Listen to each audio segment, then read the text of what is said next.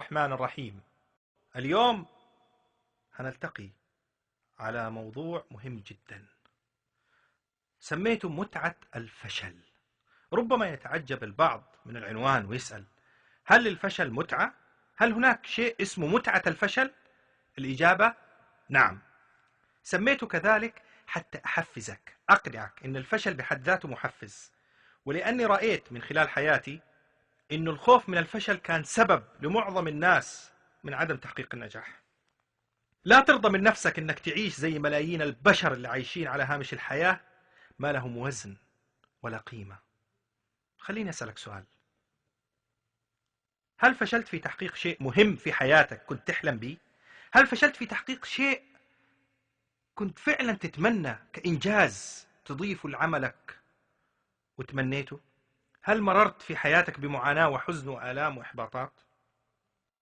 هل تعبت من كثرة الفشل والإحباطات حتى وصلت إلى عقلك وأعماقك وجسمك وصحتك؟ هل هذا الفشل كله خلاك خايف انك تاخذ خطوة عملية او خطوات، او حتى تفكر في انك تكون واحد من اللي يسهموا في حضارة بلادهم، وعشان هذا الخوف ضحيت ونسيت احلامك وطموحاتك وامنياتك؟ من اجل هذا كله لازم اليوم تسمعني في هذا الموضوع المهم وتتفاعل معايا. صدقني، الفشل والمعاناة امر طبيعي وجزء من هذا العالم الذي نعيش فيه، وتجارب بتمر على كل شخص بيعيش على هذا الكوكب.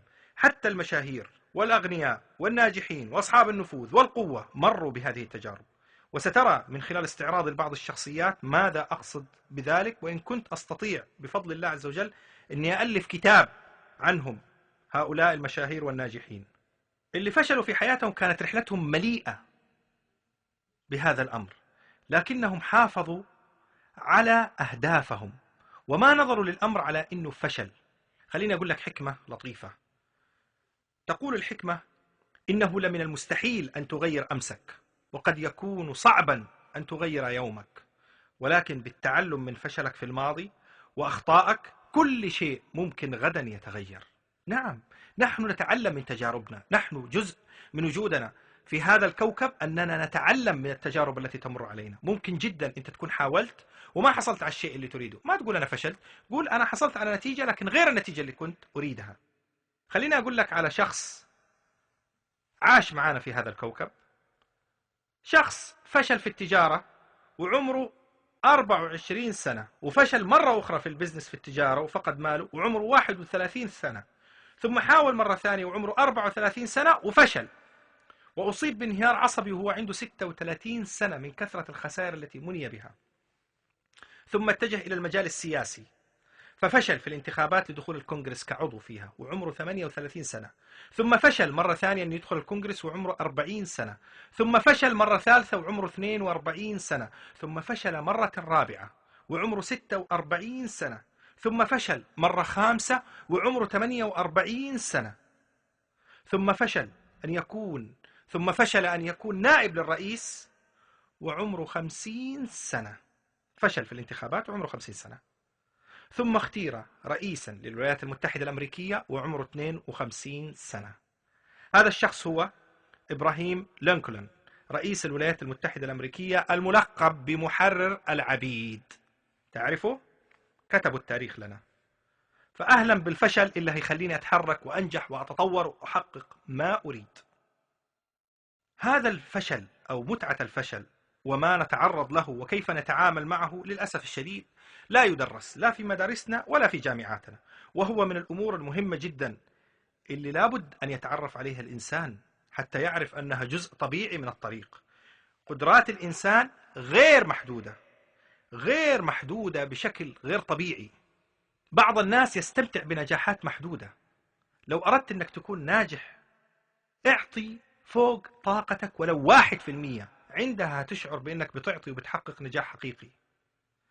لو زدت فقط في عطائك بنسبة بسيطة سترى الفرق الهائل الكبير. ولذلك في أمور كثيرة تتغير إحنا في حياتنا وتحدث لنا بسبب أفعال صغيرة جدا ما تتخيل. أضرب لك مثال. شوف، لو يوم من الأيام أنت قررت هكذا إنك تأخذ أسرتك لحديقة مجاورة للمنزل لمدة نصف ساعة فقط، تخيل أثر هذه الرحلة البسيطة وهم يجروا ويلعبوا وأمامك الأطفال، ماذا سيكون شكل يومهم في ذلك اليوم؟ وهو شيء بسيط. تخيل، فأفعالنا أو طموحاتنا في الحياة تحدثها أفعال بسيطة.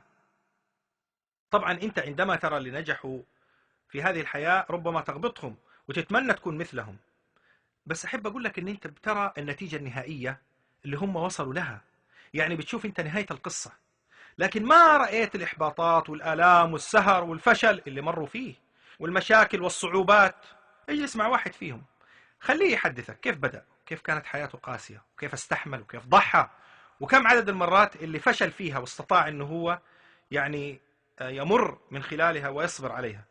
بالضبط كسباق السيارات، انت ترى الفائز في خط النهاية وصل بعد معاناة شديدة، قد يكون عمل له حادثتين وصدم له سيارة وصدم الجدار وتعطلت سيارته بعض الثواني، لكن في النهاية وصل.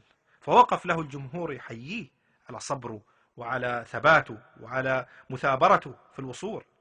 وإلى أن ألقاكم، طبتم وطابت أوقاتكم، والسلام عليكم ورحمة الله وبركاته.